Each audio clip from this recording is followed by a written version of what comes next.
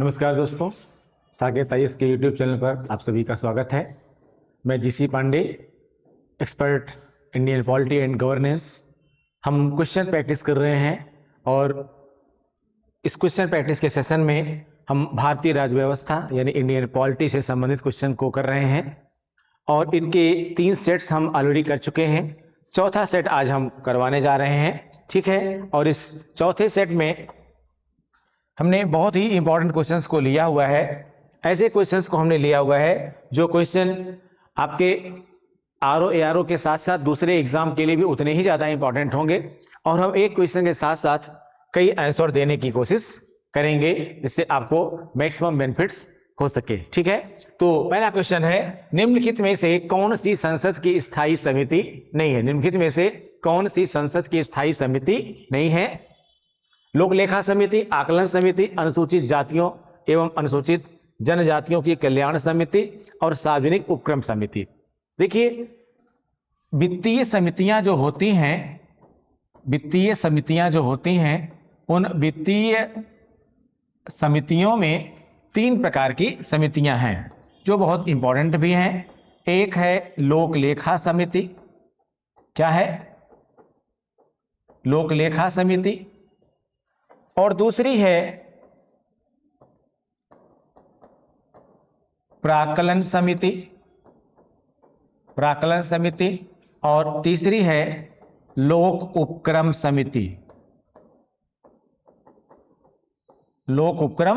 समिति, ठीक है। तो एक है लोक लेखा समिति यानी पब्लिक अकाउंट कमेटी, और एक है प्राक्कलन समिति, एक है लोक उपक्रम समिति। ये 3 स्थायी समितियां हैं वित्तीय समितियों में, ठीक है। जाहिर सी बात है कि ये आकलन समिति को ही हम क्या बोलते हैं? प्राक्कलन समिति, ठीक है। लेकिन ये नहीं है और ये भी है, ठीक है। तो ऐसे में क्या कह रहा है? स्थायी समिति नहीं है। क्या क्वेश्चन पूछ रहा है? स्थायी समिति नहीं है। नहीं है ना, इसका मतलब कौन सी नहीं है? नहीं कौन सी है? इसमें अनुसूचित जातियों एवं अनुसूचित जनजातियों की कल्याण समिति यह स्थायी समिति नहीं है। इस प्रकार की समितियां बनाई जाती रहती हैं और अपने विशेष काम के लिए बनाई जाती हैं और उसके साथ साथ समाप्ति भी हो जाती हैं और कुछ अपना जो है वो लगातार चलती भी रहती हैं, लेकिन ये स्थायी समितियों में नहीं आती हैं। तो आंसर क्या होगा? इसमें सी आंसर होगा। अगला क्वेश्चन देखते हैं, संविधान सभा द्वारा भारत के संविधान को अंगीकृत किया गया। ये क्वेश्चन कई बार लैंग्वेज बदल बदल के पूछा गया है, भाषा को बदल बदल के क्वेश्चन पूछा गया है, ठीक है। इसको आप रट लीजिए। 26 नवंबर 1949, 26 नवंबर 1949 को क्या किया गया? 1949 को अंगीकृत किया गया। आप जानते हैं भारत का पूरा संविधान तो 26 जनवरी 1950 को लागू हुआ, लेकिन इसके कुछ प्रावधान जैसे कि नागरिकता, निर्वाचन, ठीक है, ये सब क्या किए गए? 26 नवंबर 1949 को ही लागू कर दिए गए, ठीक है। लेकिन अंगीकृत कब किया गया? अंगीकृत 26 नवंबर 1949 को ही किया गया। आत्मार्पित अंगीकृत 26 नवंबर, आप देखेंगे तो प्रस्तावना में पूरा ये लिखा भी हुआ है, ठीक है। तो ये डेट एकदम रट लीजिएगा क्योंकि क्वेश्चन कई बार रिपीट किया गया है और लैंग्वेज बदल बदल के रिपीट किया गया। 26 नवंबर 1949 को अंगीकृत किया गया, ठीक है। तो आंसर इसमें हो जाएगा सेकेंड। नेक्स्ट क्वेश्चन, लोक लेखा समिति की रिपोर्ट प्रस्तुत की जाती है। लोक लेखा समिति तो थोड़ा समझिएगा, लोक लेखा समिति जो भी अपनी जांच करती है उसकी जांच रिपोर्ट किसको दे देती है? उसकी जांच रिपोर्ट राष्ट्रपति के पास जाती है। राष्ट्रपति क्या करता है? इसको लोकसभा में रखवाता है। इसमें लोकसभा में रखवाता है और फिर लोकसभा में इस पर क्या होती है?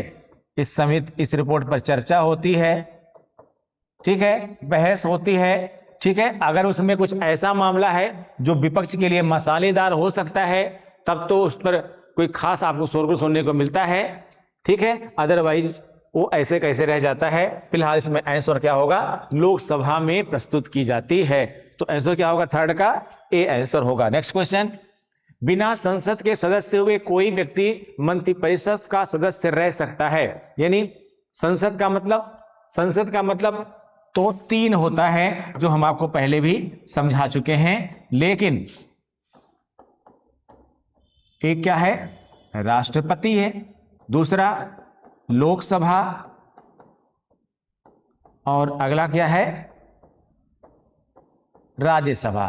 ठीक है, लेकिन हम इसमें हर मामले में राष्ट्रपति को नहीं घसीट लेते हैं। ठीक है, तो बेसिकली लोकसभा और राज्यसभा में क्या बनाती है, संसद बनाती है। ठीक है, तो संसद का सदस्य अगर कोई व्यक्ति नहीं, लोकसभा और राज्यसभा दोनों में से किसी भी सदन का सदस्य नहीं अगर कोई व्यक्ति, तो वो मंत्रिपरिषद में यानी एक मंत्री के तौर पर, ठीक है, वो कब तक रह सकता है, 3 वर्ष, 2 वर्ष, 1 वर्ष, 6 महीने तक। तो ऐसा क्या होगा, 6 माह तक यानी 6 मंथ तक।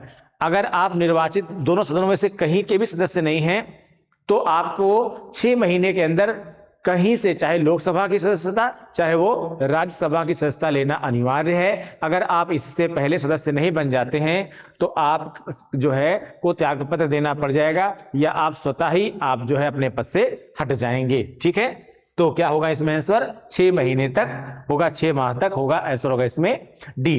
ठीक है, अगला क्वेश्चन देखते हैं हम लोग।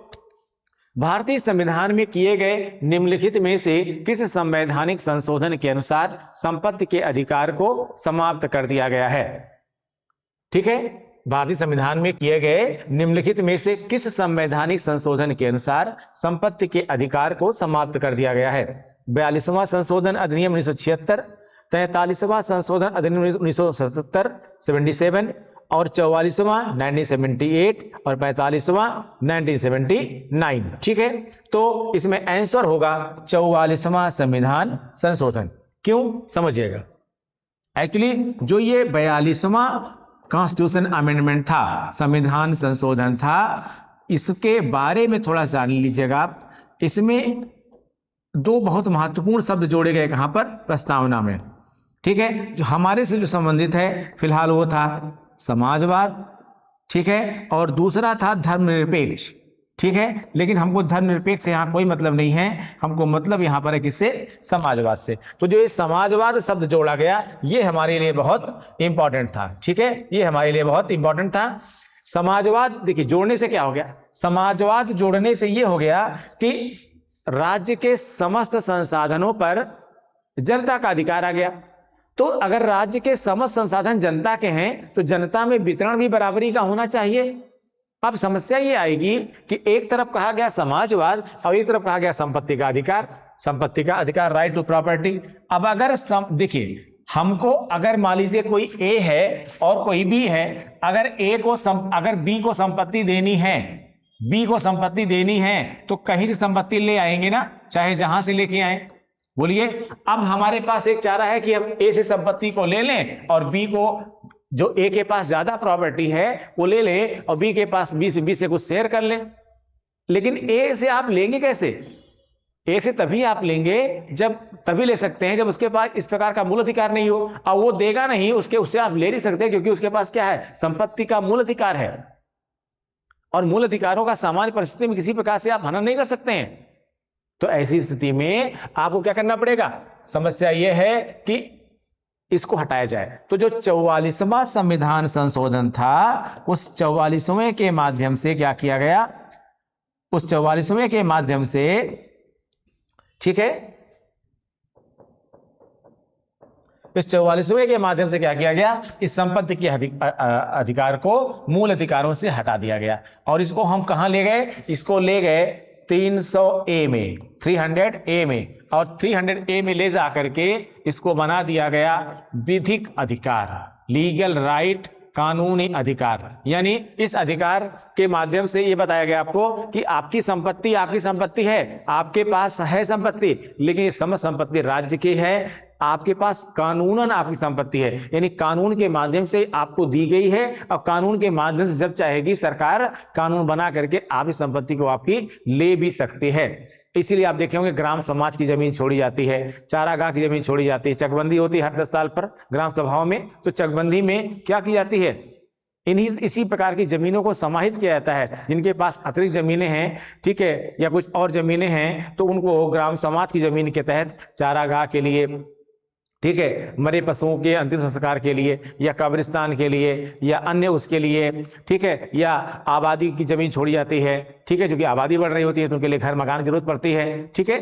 तो ये सारी जमीनें कैसे आ पाती हैं? इसी तरह से आ पाती हैं। इसीलिए क्या किया गया, 44वें के माध्यम से संपत्ति के अधिकार को निश्चित कर दिया गया, क्योंकि समाजवाद और संपत्ति का अधिकार दोनों एक साथ चल नहीं सकते हैं। तो आंसर हो जाएगा इसमें सी, 44वां संविधान संशोधन 1978। ठीक है, नेक्स्ट क्वेश्चन।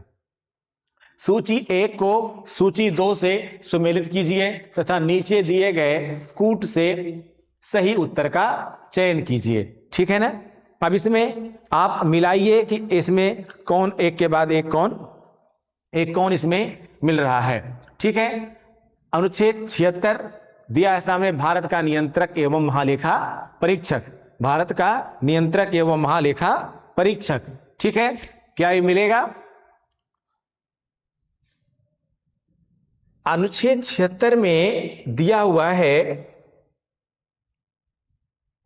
भारत का महान्यायवादी। अनुच्छेद 76 में क्या होगा? भारत का महान्यायवादी।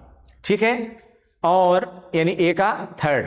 ठीक, इसके बाद अनुच्छेद 148 में दिया गया है भारत के नियंत्रक और महालेखा परीक्षक के बारे में। बहुत इंपॉर्टेंट अनुच्छेद है, इनको रटिएगा आप लोग। ठीक है, और अनुच्छेद 75(1) जो है ये केंद्रीय मंत्रिपरिषद के सदस्यों की नियुक्ति के बारे में प्रावधान करता है। तो इसमें सी हो जाएगा 4।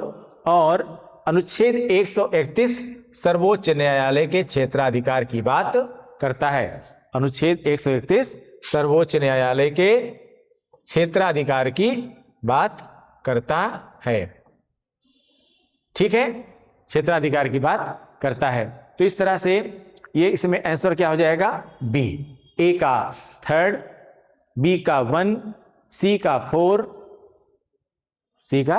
ठीक है, और डी का 2, सर्वोच्च न्यायालय का क्षेत्राधिकार। ठीक है, तो क्लियर हो गया। इसको आप लोग स्क्रीनशॉट ले सकते हैं इसका, चाहें तो आप। इंपॉर्टेंट है ये क्वेश्चन, पूछे जाते हैं, रिपीट किए जा रहे हैं क्वेश्चन ये।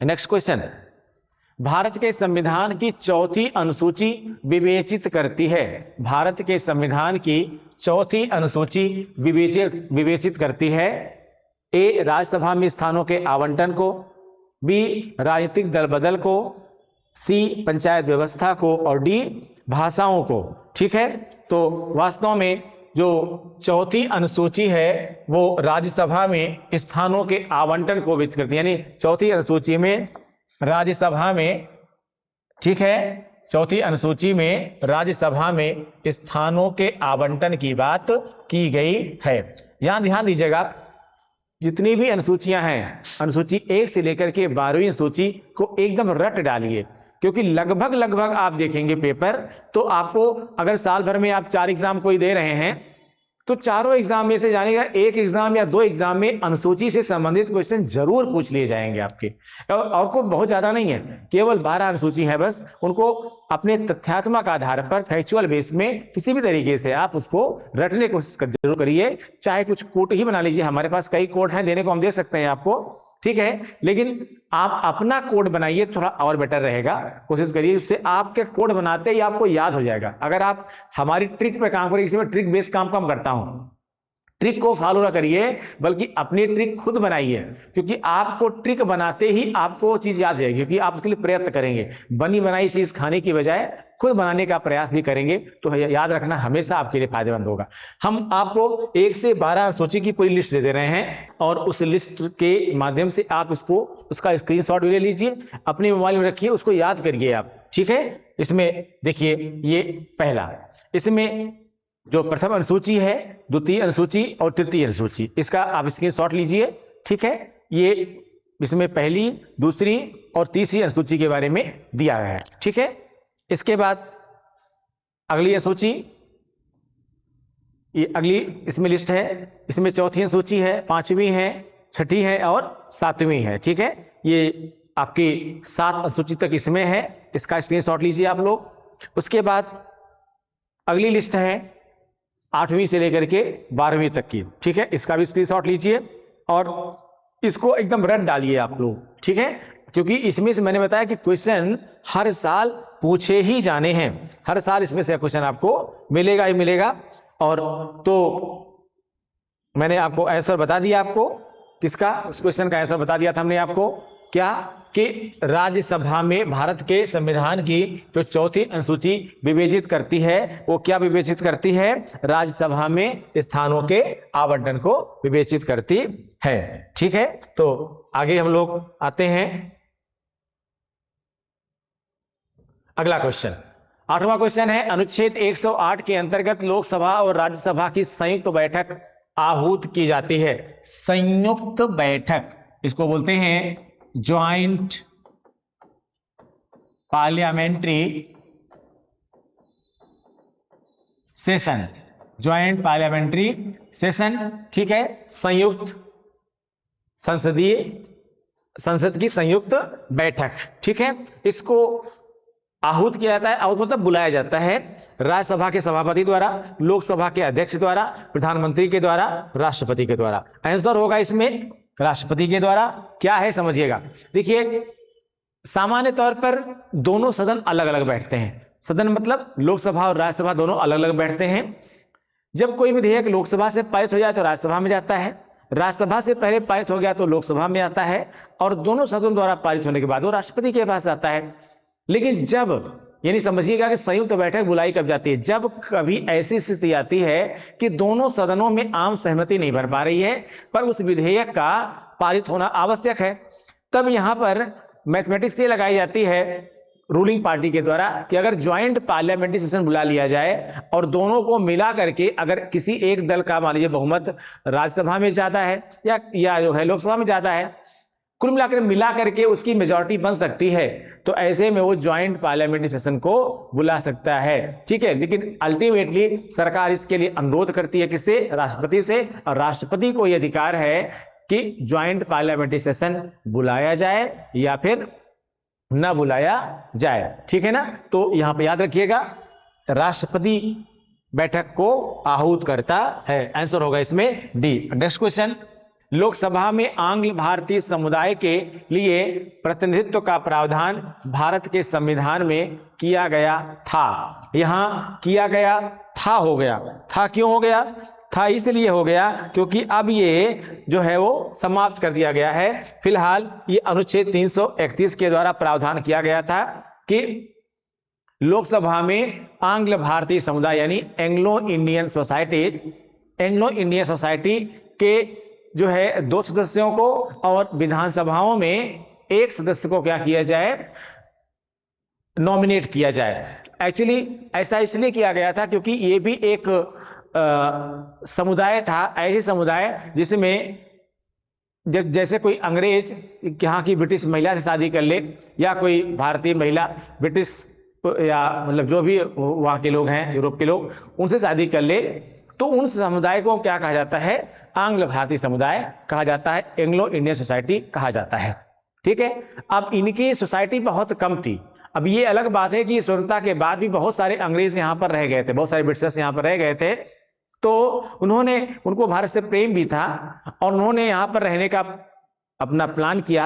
यहाँ तक कि झारखंड में एक जगह है मैकलुस्कीगंज, अगर आप सर्च करेंगे यूट्यूब पर आपको मिल जाएगी मैकलुस्कीगंज, ये स्टेशन का नाम है। मैकलुस्कीगंज जो है ये पूरा आसपास का जितना इलाका था उसमें एक छोटे से इलाके में ये ब्रिटिशर्स लोग ही अपनी सोसाइटी बना के रहते थे पूरा। आज वो बहुत बदहाल स्थिति में है क्योंकि अब सब लोग वो रह तो गए यहाँ पर, लेकिन वो एम्प्लॉयमेंट वगैरह उस हिसाब से उनके लिए जनरेट नहीं हो पाया और उनके कुछ लोग तो अभी यहाँ पर हैं, लेकिन मैक्सिमम लोग यहाँ से जा भी चुके हैं। तो अब उनका प्रतिनिधित्व तो होना चाहिए भाई, संसद के क्या है, संसद में सबका प्रतिनिधित्व होना चाहिए ना, तो उनके प्रतिनिधित्व को भी सुनिश्चित करने के लिए ही ये व्यवस्था बनाई गई थी। लेकिन चूंकि अब ये कोई खास मायने नहीं रखता है, इसलिए 2019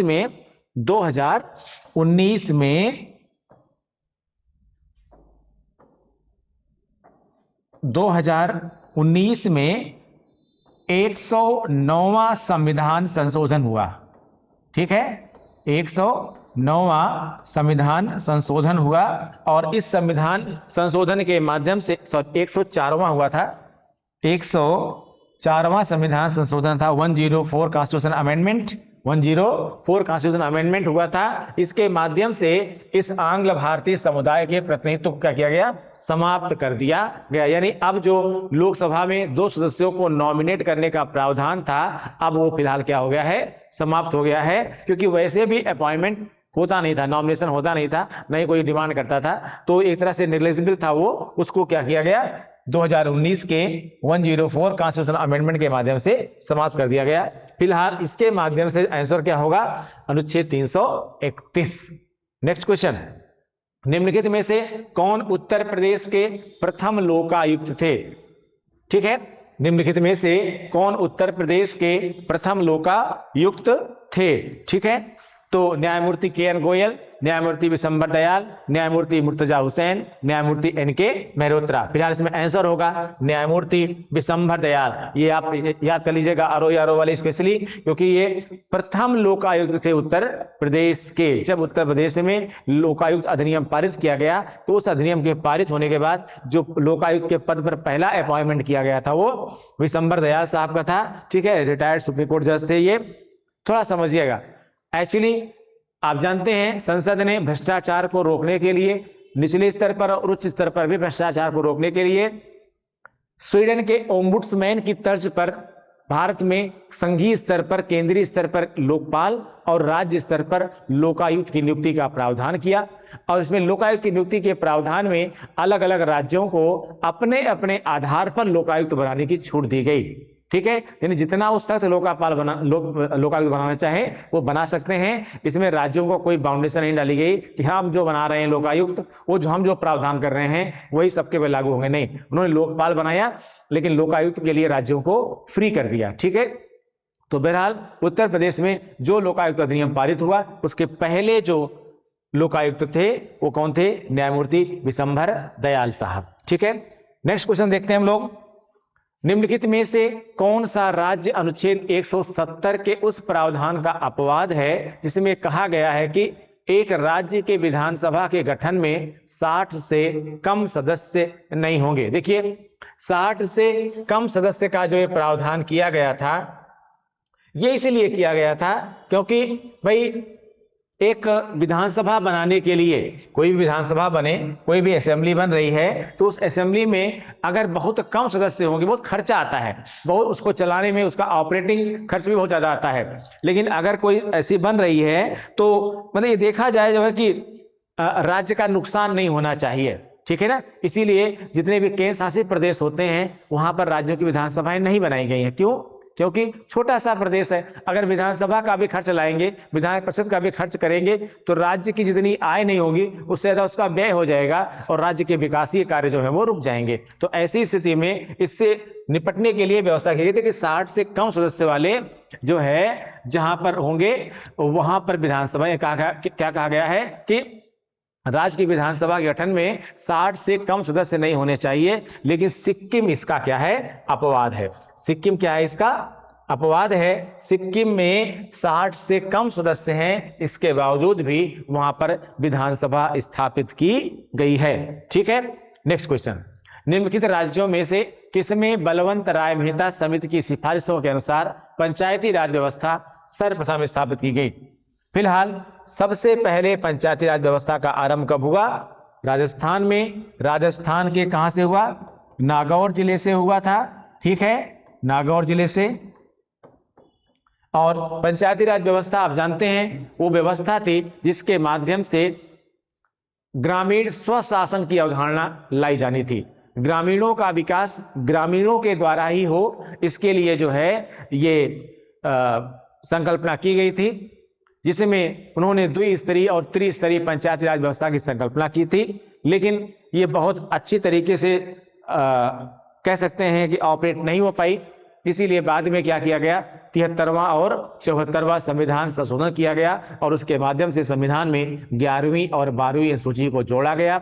ठीक है, और पंचायती राज व्यवस्था को एक संवैधानिक स्वरूप दिया गया। संवैधानिक स्वरूप देने का फायदा यह हुआ कि अब हर राज्य में स्थानीय परिस्थितियों के आधार पर परिवर्तन की छूट के साथ हर राज्य में एक अप्रॉक्स मिलती जुलती सब जगहों पर पंचायती राज संस्थाएं बन जाएंगी, ग्रामीण स्तर पर भी और नगरीय स्तर पर भी, जिनसे आम जनमानस को स्थानीय स्तर के विकास से संबंधित कार्यों को करवाने में और उनके विकास को भी इसके माध्यम से सुनिश्चित किया जा सकता था। ठीक है, तो 12वें का आंसर क्या होगा इसमें? राजस्थान सबसे पहले बलवंत राय मेहता समिति की सिफारिश पर पंचायती राज व्यवस्था का शुभारंभ वो राजस्थान से किया गया था। नेक्स्ट क्वेश्चन है, पंचायती राज प्रणाली में पंचायत समिति गठित होती है। पंचायती राज प्रणाली में पंचायत समिति गठित होती है। देखिए, जो पंचायत है हमारी ग्रामीण स्तर पर देखा जाए अगर तो एक होती है ग्राम स्तर पर, एक होती है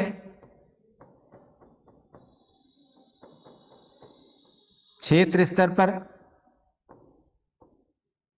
और एक होती है जिला स्तर पर। तो एक होती है ग्राम स्तर पर, एक होती है क्षेत्र स्तर पर, एक होती है जिला स्तर पर। ठीक है, ग्राम स्तर पर जो होती है उसको हम बोलते हैं ग्राम पंचायत। यहां ये ध्यान देने की जरूरत है, आप अलग अलग स्टेट के लोग यहां पर देख रहे होंगे वीडियो, समझिएगा। ये जो नाम देख रहे हैं आप ना, इनके नाम अलग अलग राज्यों में अलग अलग हैं, क्योंकि 73वें संविधान संशोधन में प्रावधान किया गया था कि स्थानीय स्तर पर प्रचलित शब्दों का इस्तेमाल कर सकते हैं। तो जो शब्द जहां पर, जैसे उत्तर प्रदेश में मान लीजिए है, उत्तर प्रदेश में ग्राम पंचायत पर जो ग्राम स्तर पर ग्राम पंचायत बनती है, ग्राम पंचायत को बोलते हैं, उसको हम ग्राम सभा भी बोलते हैं, ग्राम पंचायत भी बोलते हैं, क्या बोलते हैं? ग्राम सभा भी बोलते हैं।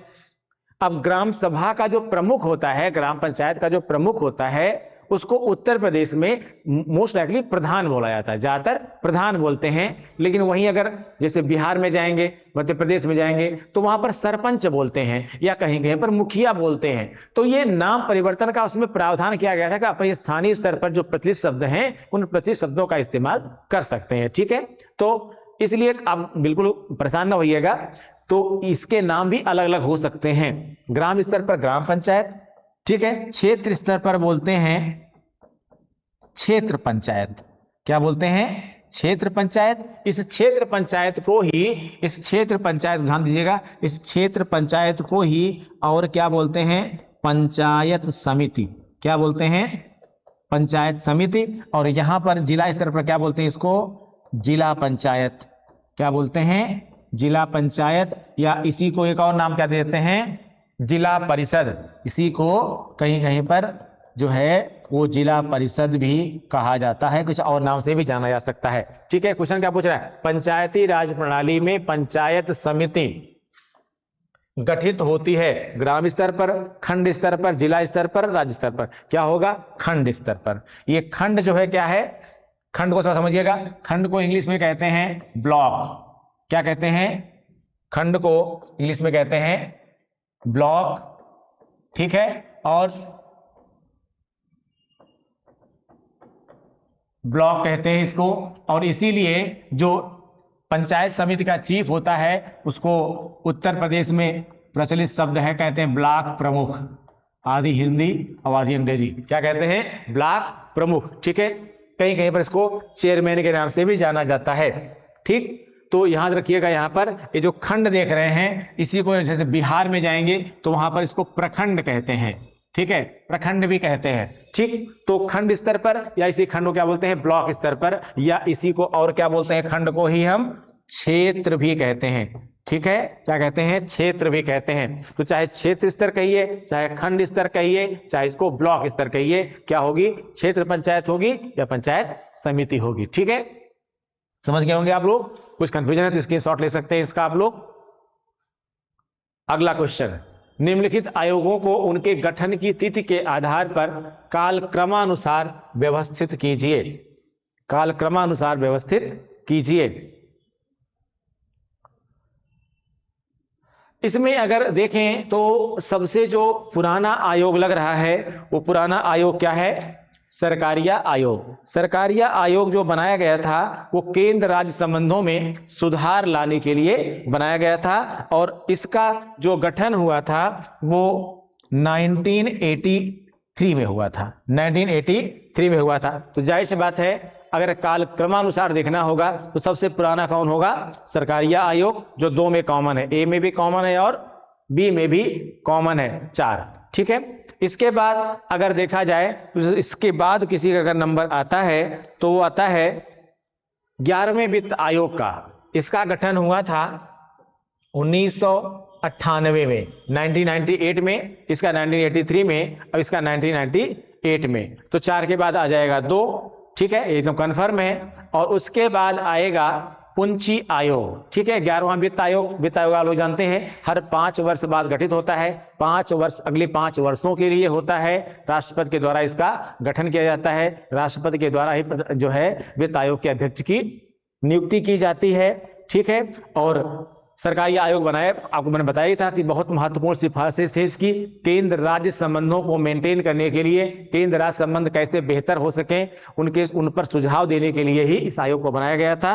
इसके बाद अगर आता है कोई तो द्वितीय प्रशासनिक सुधार आयोग, ये बना था 2005 में।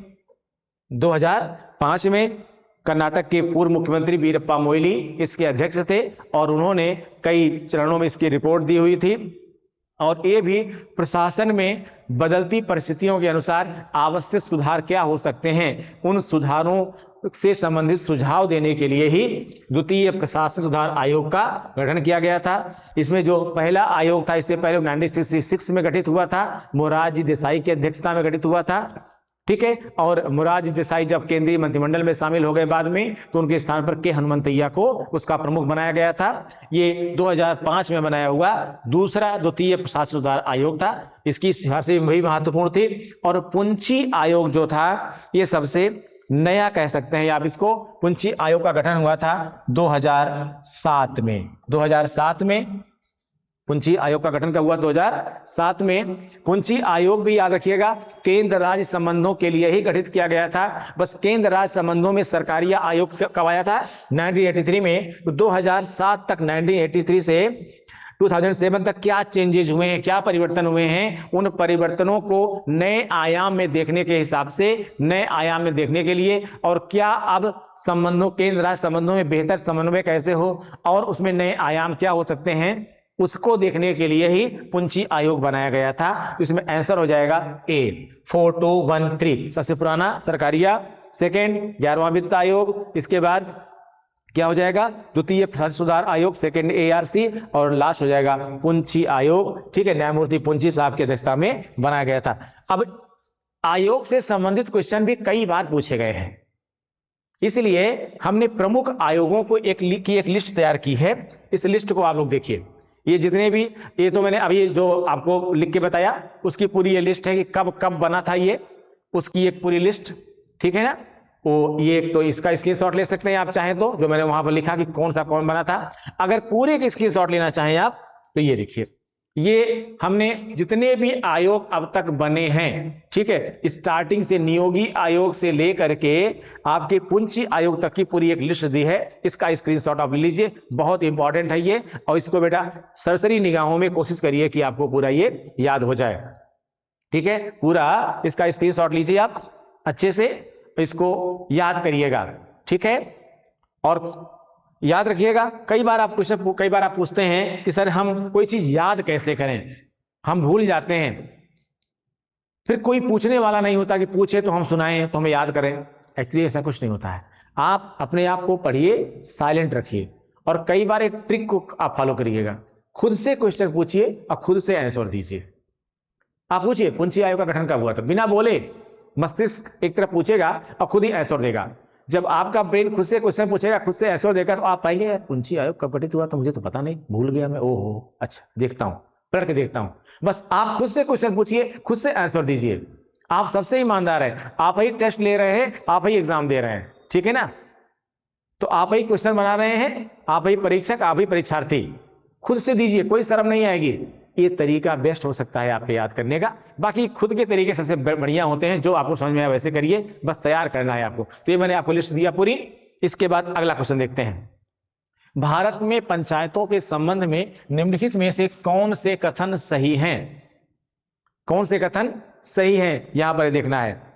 पंचायत क्षेत्र में प्रादेशिक निर्वाचन क्षेत्रों से प्रत्यक्ष चुनाव द्वारा पंचायत की सीटों को भरा जाता है। बिल्कुल, जो प्रादेशिक निर्वाचन क्षेत्र होते हैं उन निर्वाचन क्षेत्रों को आप जानते हैं कैसे बनाया जाता है।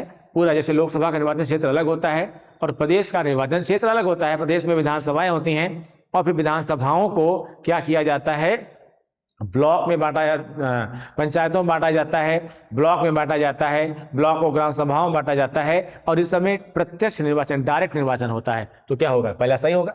दूसरा, ग्राम सभा उन व्यक्तियों का एक निकाय है जो पंचायत क्षेत्र के अंतर्गत आने वाले किसी ग्राम की निर्वाचक नामावली में पंजीकृत है। बिल्कुल सही है। ग्राम सभा उन्हीं लोगों से बनती है जो पंचायत क्षेत्र के अंतर्गत, जो पंचायत की लिस्ट बनती है, जो निर्वाचन की लिस्ट बनती है, उनका उनमें नाम होता है। ठीक है, याद रखिए, कोई भी व्यक्ति बाहर से आकर प्रधान या उप प्रधान या सदस्य का चुनाव नहीं लड़ सकता है अगर वहां की निर्वाचक नामावली में, वहां की जो वोटर लिस्ट होती है, अगर उसमें उसका नाम नहीं है तो वहां से इलेक्शन वो नहीं लड़ सकता है। ठीक है, तो ये भी सही है। तीसरा कह रहा है पंचायतें संवैधानिक स्वायत्तता के सिद्धांत पर कार्य करती हैं ना, ये गलत है।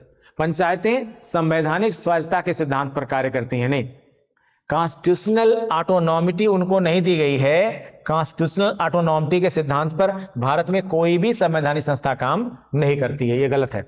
चौथा कह रहा है राज्य विधानमंडल विधि द्वारा पंचायतों को वे शक्ति और प्राधिकार दे सकते हैं जिससे वे कार्य करने में सक्षम हो सके। बिल्कुल। 73वें संविधान संशोधन में यह प्रावधान किया गया है कि अगर राज्य विधानमंडल चाहे, यानी विधानसभा और विधान परिषद को मिला क्या बनता है, विधानमंडल, जहां पर केवल विधानसभा है वहां पर केवल विधानसभा की बात हो रही है, विधि द्वारा कानून बना करके पंचायतों को शक्ति और अधिकार ज्यादा दे सकते हैं।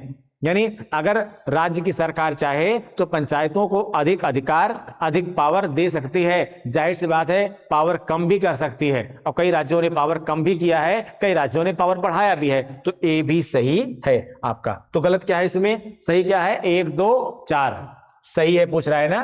तो क्या हो जाएगा, 1 2 और 4 किसमें है, ये आपके विकल्प सी में है। तो आंसर क्या हो जाएगा आपका, आंसर क्या हो जाएगा इसमें, आंसर आपका हो जाएगा सी, आंसर हो जाएगा सी। ठीक है, 1 2 और 4 सही है। नेक्स्ट क्वेश्चन देखते हैं। भारत के सर्वोच्च न्यायालय यानी सुप्रीम कोर्ट की शक्तियां निम्नलिखित में से कौन सी हैं। पहला, ठीक है, शक्तियों के बारे में बात कर रहा है कि सर्वोच्च न्यायालय की कौन सी शक्तियां निम्नलिखित में से हैं। एक या एक से अधिक राज्यों तथा भारत सरकार के बीच, एक या एक से अधिक राज्यों, ठीक है, तथा भारत सरकार के बीच किसी विवाद की स्थिति में आरंभिक अधिकारिता। बिल्कुल, ऐसे सभी मामले जहां पर राज्य जाना चाहे, किससे, अपने अकेले मामले में राज्य जाना चाहे या उसका राज्य स्टेट टू स्टेट के बीच में कोई विवाद है या उसका स्टेट टू सेंट्रल के बीच में, केंद्र और राज्य के बीच में विवाद है, तो वो सीधे सुप्रीम कोर्ट जा सकता है। ठीक है, अगला कह रहा है उच्च न्यायालय के विरुद्ध, क्या कह रहा है, उच्च न्यायालय के विरुद्ध अपीलें सुनने की शक्ति। बिल्कुल, अगर कोई भी याचिका आपकी खारिज हो गई उच्च न्यायालय में तो उस जो है उसके बाद आप दोबारा याचिका दायर कर सकते हैं, कहां पर, हाई कोर्ट से सुप्रीम कोर्ट में, कि ये जो अपील हमारी खारिज की गई है, गलत खारिज की गई है, उसके विरोध में आप सुप्रीम कोर्ट जा सकते हैं। ठीक है, तो ये भी सही है। तीसरा कह रहा है इसके समक्ष आए किसी भी मामले में न्याय करने के लिए डिक्री और आदेश पारित करना। बिल्कुल भाई, आपके पास आई इसीलिए है, सुप्रीम कोर्ट आदमी जाता ही इसीलिए है कि आप अल्टीमेटली उस पर डिक्री दीजिए, उस पर आप आदेश दीजिए। ठीक है, जो भी आदेश आप देना चाहें, ठीक है, अच्छा या बुरा, वो सब आप दे सकते हैं, ये भी सही है। विधि से संबंधित मामलों में भारत के राष्ट्रपति को सलाह देना, यानी ऐसा कोई मैटर हो जिसमें विधि संबंधी मामला हो, कानून की व्याख्या से संबंधित मामला हो, तो भारत का राष्ट्रपति अगर सुप्रीम कोर्ट से सलाह मांग रहा है तो सुप्रीम कोर्ट को यह अधिकार है, सुप्रीम कोर्ट का दायित्व तो बनता है कि भारत सरकार को सलाह दे। ठीक है, तो यह भी इसकी शक्तियों में आता है।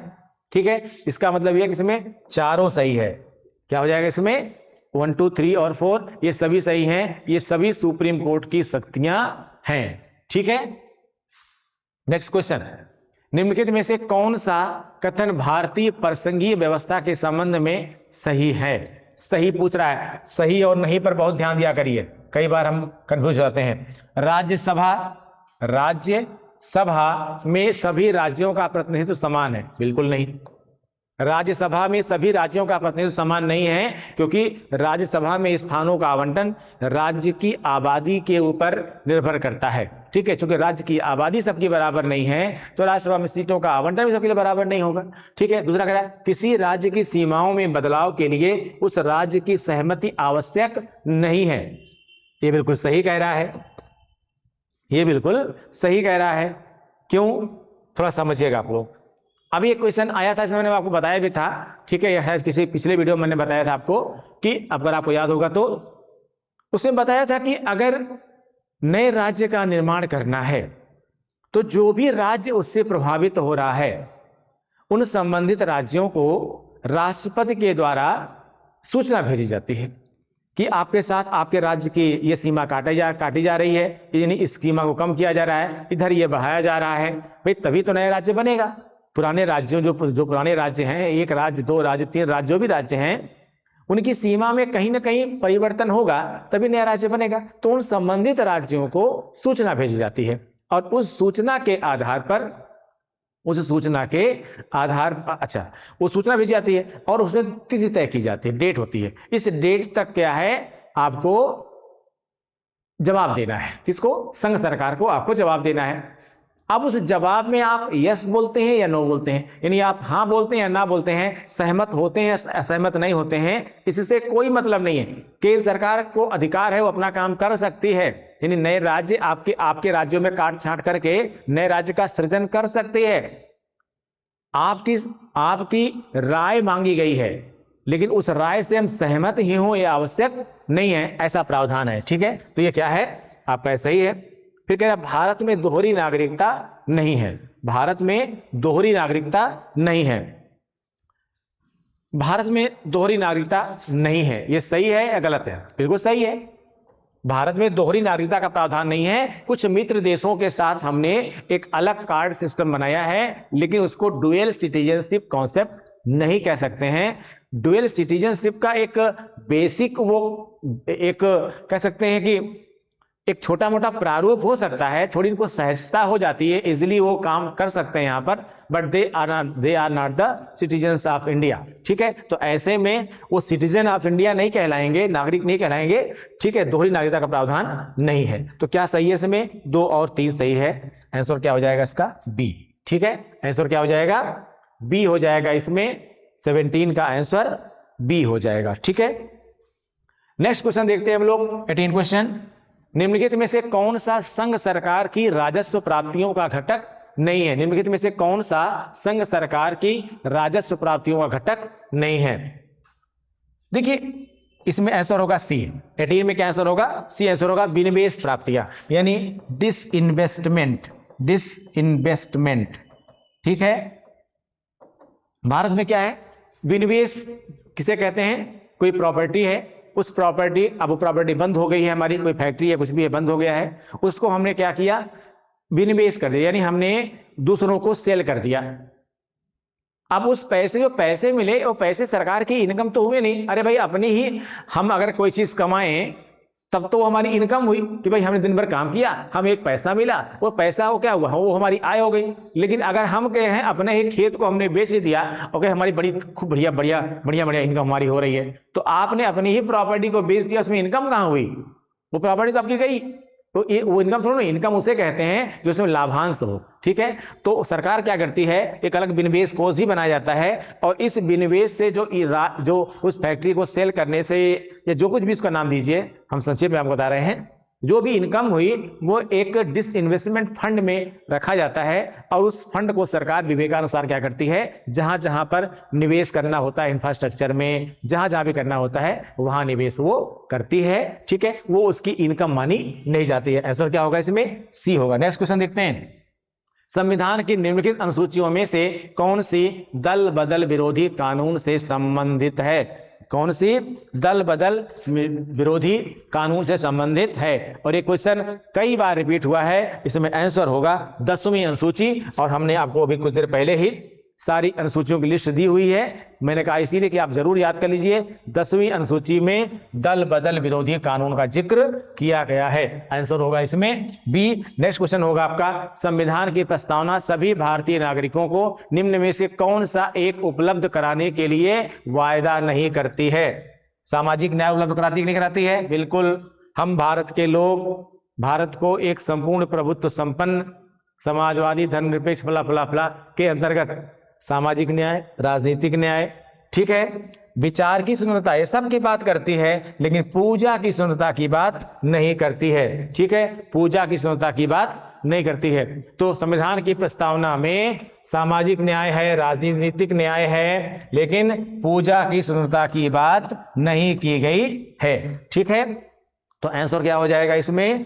पूजा की स्वतंत्रता की बात नहीं की गई है। ठीक है, आंसर हो जाएगा इसमें डी।